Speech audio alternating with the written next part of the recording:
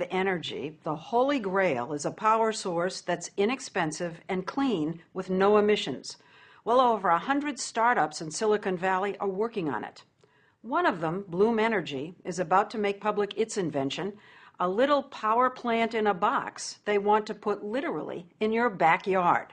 You'll generate your own electricity with the box, and it'll be wireless. The idea is to one day replace the big power plants and transmission line grid the way the laptop moved in on the desktop and cell phones supplanted landlines. It has a lot of smart people believing and buzzing, even though the company has been unusually secretive until now. K.R. Schroeder invited us for a first look at the innards of the Bloom box that he's been toiling on for nearly a decade. What could this power? This could power a U.S. home. Average United States house? home. Entire house, 24/7, 365. Something that small? The way we make it is in 2 blocks. This is a European home. The 2 put together is a U.S. home. Because we use twice as much energy? Yeah, is that what and this will power 4 Asian homes. So 4 homes in India, your Absolutely. native country. 4 to 6 homes in our country. It sounds awfully dazzling. It is real. It works. He says he knows it works because he originally invented a similar device for NASA. He really is a rocket scientist. This invention working on Mars would have allowed the NASA administrator to pick up a phone and say, Mr. President, we know how to produce oxygen on Mars. So this was going to produce oxygen so people could actually live on Mars? Absolutely. When NASA scrapped that Mars mission, K.R. had an idea. He reversed his Mars machine, so instead of making oxygen, he pumped oxygen in. He invented a new kind of fuel cell, which is like a very skinny battery that always runs. K.R. feeds oxygen to it on one side and fuel on the other. The two combine within the cell to create a chemical reaction that produces electricity. No need for burning or combustion. No need for power lines from an outside source. In October 2001, he managed to get a meeting with John Doerr from the big Silicon Valley venture capital firm Kleiner Perkins. How much do you think I need to come up with the next big thing? Oh, that's my job, to find entrepreneurs who are going to change the world and then help them. John Doerr has certainly changed our world. He's the one who discovered and funded Netscape, Amazon, and Google. When he listened to K.R., the idea seemed just as transformative.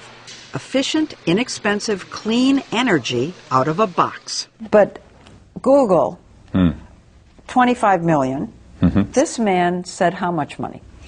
At the time, he said over $100 million. Didn't smoke start coming out of your ears? And no? No. That was okay? That was okay. So nothing he said scared you?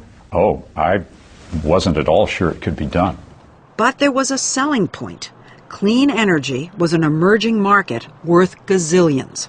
I like to say that the new energy technologies could be the largest economic opportunity of the 21st century. Was this your very first Clean energy investment? Yeah. This was the very first. Many followed, and the clean tech revolution in Silicon Valley was off and running, with startups that produce thin, flexible solar panels, harness wind with giant balloons, or develop new fuels from algae. But Bloom is among the most expensive. I heard actually so far, not just from Kleiner Perkins, but total $400 million. You're in the ballpark. With that kind of money comes a lot of buzz. In Silicon Valley, every time a company raises over $100 million and they haven't come out with a product yet, everybody starts getting the heebie-jeebies. Michael Kanellis is the editor-in-chief of the website Green Tech Media. You're very skeptical. I can see this, obviously. I'm skeptical, I'm hopeful, but I'm skeptical because people have tried fuel cells for, since the 1830s.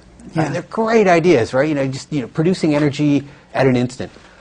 But they're not easy. They're like the divas of industrial equipment. You have to put platinum inside there. You've got to put zirconium. The little plates inside have to work not just for an hour or a day, but they have to work for 30 years, nonstop. And then the box has to be cheap to make.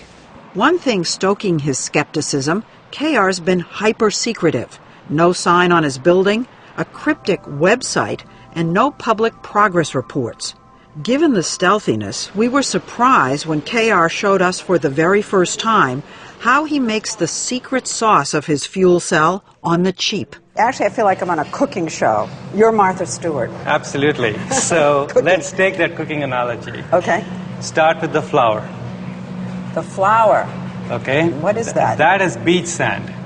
It's beach sand? Ocean beaches in multiple continents has this material in abundance. He said he bakes the sand and cuts it into little squares. Okay, so this is beach sand turned magically into a ceramic. Yeah, into a ceramic. And then he coats it with green and black inks that he developed. Okay, is it a secret formula? There is a secret formula. Okay. And you take that and you apply that, you paint that on either side of this white ceramic to get a green layer and a black layer. And that's it?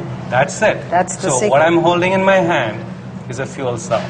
This is the fuel cell? This is the fuel cell. Skinny, and this will generate power. This will generate power. One disc powers one light bulb. The taller the stack of discs, the more power it generates. In between each disc, there's a metal plate, but instead of platinum, KR uses a cheap metal alloy. The stacks are the heart of the Bloom box. Put 64 of them together, and you get something big enough to power, say, a Starbucks. So this is it? KR offered to give me a sneak peek inside the Bloom box. Nobody has seen this before. Are you going to let me look inside? Absolutely. Okay. Why not? This is... So, go ahead. Here we go. Okay. Oh. All those modules that we saw go into this big box. Fuel goes in, air goes in, out comes electricity. Is the Bloom box intended to get rid of the grid? The Bloom box is intended to replace the grid for its customers. It's cheaper than the grid. It's cleaner than the grid. Now, won't the utility companies see this as a threat and try to crush Bloom? No, I think the utility companies will see this as a solution. All they need to do is buy Bloom boxes, put them in the substation or the neighborhood, and sell that electricity. And they'll buy these boxes? They buy nuclear power plants. They buy gas turbines from General Electric. To make power, you still need fuel. Many past fuel cells failed because they needed expensive pure hydrogen. Not this box. Our system can use fossil fuels, like natural gas. Our system can use renewable fuels, like landfill gas, biogas. Solar? We can use solar. You know, it's very difficult for us to come in here and make an evaluation.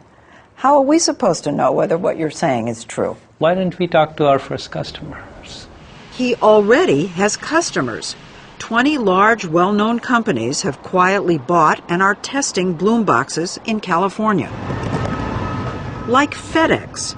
We were at their hub in Oakland the day Bloom installed their boxes, each one costing $700,000 to $800,000. One reason the companies have signed up is that in California, 20% of the cost is subsidized by the state, and there's a 30% federal tax break because it's a green technology. In other words, the price is cut in half. We have FedEx, we have Walmart. Yes. Walmart? Absolutely. Staples? Staples. So who was the first? Google was the very first Google company. was the first. Yes. These 4 units have been powering a Google data center for 18 months. They use natural gas, but half as much as would be required for a traditional power plant.